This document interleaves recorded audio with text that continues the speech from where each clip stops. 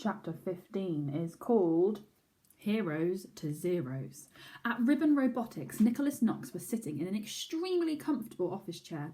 It was upholstered in the finest leather and shone almost as brightly as his shoes, which were tucked neatly underneath him. Above the desk in front of him were 3 enormous computer screens, each of them displaying a patchwork of different video feeds. His grey-blue eyes flipped across them, scanning for likely prey. Knox's drones, formerly Penny Percival's drones, tiny robot wasps equipped with a camera, had been sent out far and wide searching for people to enslave.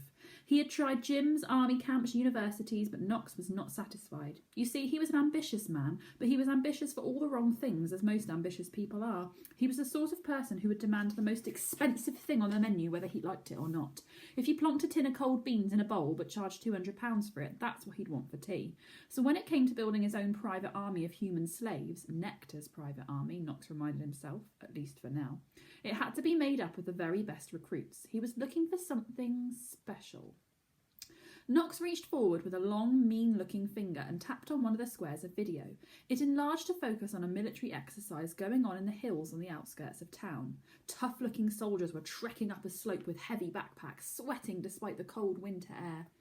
Knox sighed. He'd been tracking this unit for a few days now. They were training to join the Army's Special Elite Forces and they seemed like the best.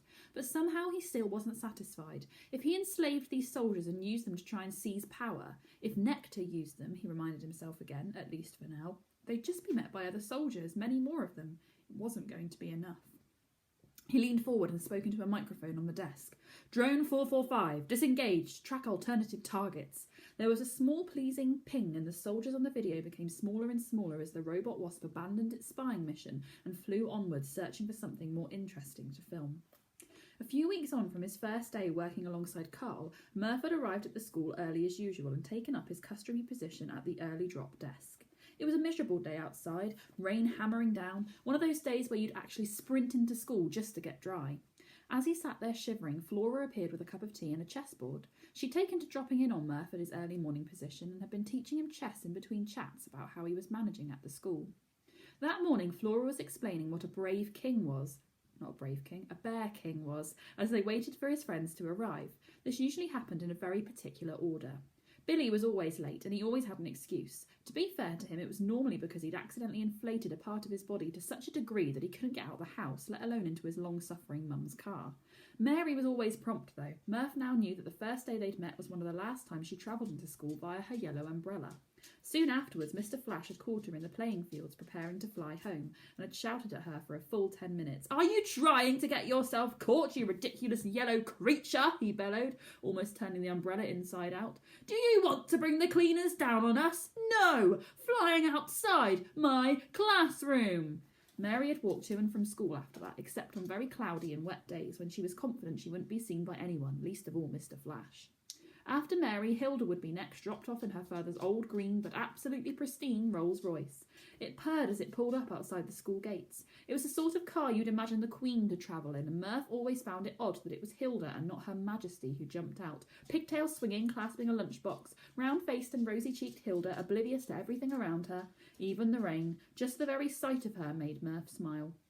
That day was no exception. Mary was first as usual, dashing in out of the rain and flumping her umbrella just as Flora was finishing her chess tutorial. "And that's called a bad bishop." "Right," said Murph. "Bear king, bad bishop. Better than a bad king, I guess. Or a bear bishop, for that matter," replied Flora. "Well, see you later." Hilda came through the door at that moment, and she and Mary cornered Murph for an update on the mysterious photo he'd seen in Carl's workshop. "Have you found out anything else about him? Do you think he used to be operational?" Hilda wanted to know. Despite Mr. Flash's contempt for her horses and Mr. Drench's refusal to say any more about his days as a hero, she was still fascinated with the mysterious world of the Heroes Alliance. "I haven't managed to find out anything else yet," Murph said, "but I'm keeping my eyes open, don't worry. How's CT going anyway? What's Flash been doing now he hasn't had a muffin to torch in weeks?" "Well, it's all just PCAT, non-stop," said Mary, "but he still won't properly tell us anything about it. He just says we'll need our wits about us." "I know it's going to be awful," said Billy in a panicky voice. He just puffed his way damply through the doors and caught the end of the conversation. "I heard some of the older kids laughing about it. Hero Day, they call it. I'm no hero. I bet it's some really scary tasks we have to do. It even sounds terrifying. PCAT, like a fierce alien robot cat. From space. Billy was working himself up into a frenzy. "Calm down," Hilda soothed him. "They're not going to give us anything we can't deal with." Hilda, Mary and Billy said goodbye to Murph and began heading off towards their CT lesson. Murph was just about to brave the weather and make his way down to Carl's huts when something caught his attention outside the rainy front windows of the school. A small figure darted across the schoolyard and disappeared into the cloakroom, followed by 5 much larger figures. "What's going on there?" Murph wondered out loud. "What did you say?" called Mary, who had overheard him down the corridor. "Oh, don't worry, just something weird over in the cloakrooms. I'll have a look on my way to Carl's," replied Murph. Mary seemed keen to come back and see, but Billy tugged her away, terrified to be late for Mr. Flash. Murph got up from his desk and headed across the front yard. As he peeked into the cloakroom, his heart sank. He recognised them instantly. It was the goons from his lunch hall plate-smashing incident. There they all were, Gangly Fuzzface, Porkbelly Pigbreath, Corned Beef Boy, Crazy Eyes Jemima, and Frankenstein's nephew. He still didn't know their real names. Then, with a sinking heart, Murph spotted the smaller figure they'd followed into the cloakroom. It was Nellie, the girl with green ends to her hair who could control storm clouds. Murph was worried she wouldn't be able to get herself out of this one. She wasn't the greatest talker. In fact, Murph couldn't remember a time she'd ever spoken, so she certainly wasn't going to start outwitting this gang of lumps now, who, incidentally, were now surrounding her at the back of the otherwise empty cloakroom. "Come on then," grunted Porkbelly Pigbreath. "Make the rain disappear if you can. We want to go down the shop and spend all your money." Frankenstein's nephew laughed. Nellie tried to push between 2 of them and run out the cloakroom, but stopped abruptly as if she'd run into an invisible force field. She had. Gangly Fuzzface had used one of his force fields on her. "Oh, I don't think so," sneered Fuzzface as he used his cape to drag Nellie back until she was pinned against the wall. "Come on, Weather Girl. If you can't stop the rain, we'll settle for your lunch money." Nellie was glaring at them as if she was about to say something really rude, but couldn't quite make the words get past her lips. Murph wanted to help, but didn't know how. The 5 of them would crush him into a jam, put him in a attractive jar, and sell him at the annual Christmas craft market. And Murph hated Christmas craft markets. He hated the fact that he couldn't pluck up the courage to do something. He was so frustrated with himself that he made a small growling noise. "Who's there?" barked Fuzzface. Before Murph knew it, a meaty hand had plucked him out the coats like a claw picks up teddy bears in one of those fairground machines.